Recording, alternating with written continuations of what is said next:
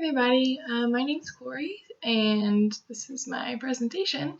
So I'm just going to start out by telling you a little bit about what I did my research over this semester.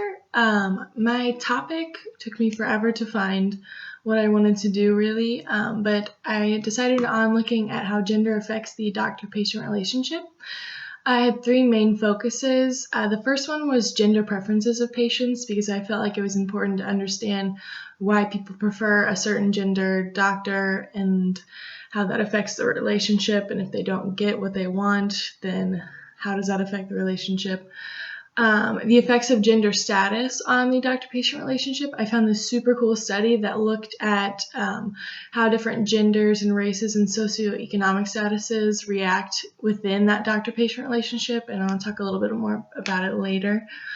And then the actual differences that occur during a doctor-patient, it's like a primary care appointment that looks at in the study, and it really looks at the gender dyads. So there's like a male reaction, male, female, and then female, male.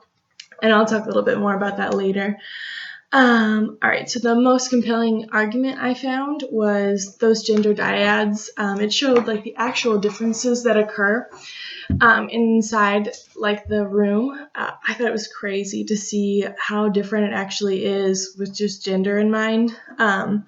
So in a male doctor and male patient visit, they spent a lot of time on smoking and substance abuse compared to the rest of them. And then female, they were more likely to talk about the psychosocial aspect of like whatever problem the patient is having. And I thought that was super interesting, just in the fact that women are really, they always say they're more emotional, so them talking about that I just think is very interesting.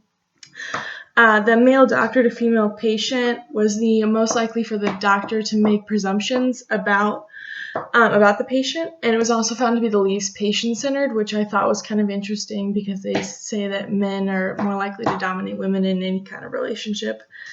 And then the female doctor to male patient was reported as the female doctors have more submissive voice ratings, which means they kind of feel dominated in the relationship, which I feel is very interesting in that the female is the doctor, so she really has the power, but even in this kind of relationship, it changes what kind of power you do have. Okay, so the most interesting thing I found while I was doing my research was this study that was on infertility specialists, and it talked about like who starts that relationship and why they do.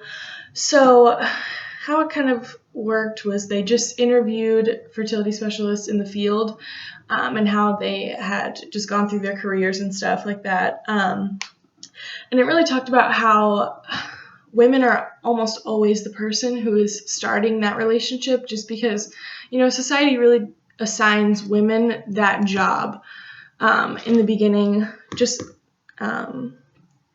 really, women are responsible for reproductive issues, and men are most likely never the first person to go there. And I mean, I found out like a specialist for men, like the equivalent of a gynecologist, is an andrologist. And I mean, how many of you have ever actually heard of an andrologist? Like, that is not a thing that we talk about, and no one even goes to those. And I imagine there's not as many specialists. I mean, you can find an OBGYN anywhere, but I'm sure you'd have to travel far to find an andrologist.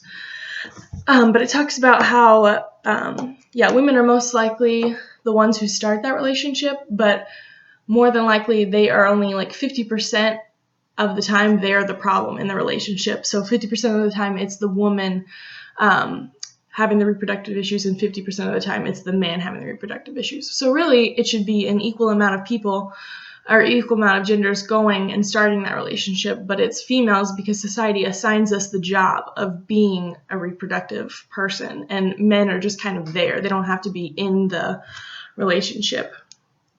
All right, so what I learned from this project, I am super excited that we did this. I had such a good time. The research took forever, but I learned so much. I think the biggest thing I learned was how big of an impact gender has on our society, and how you can see like those gender assignments that we get at birth everywhere. Like in that fertility thing, how women are always the ones starting the relationship because in real life they are the ones that are assigned to be mothers. Like, men don't necessarily have to be fathers, and we know that from a bunch of different things.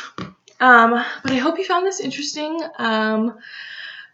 I'm not really having any problems with my paper that I would need to ask a question to you guys for, but I hope you found this interesting. I know in the beginning a lot of people wanted me to pick this one, so I look forward to seeing what you guys have to say. Have a good day.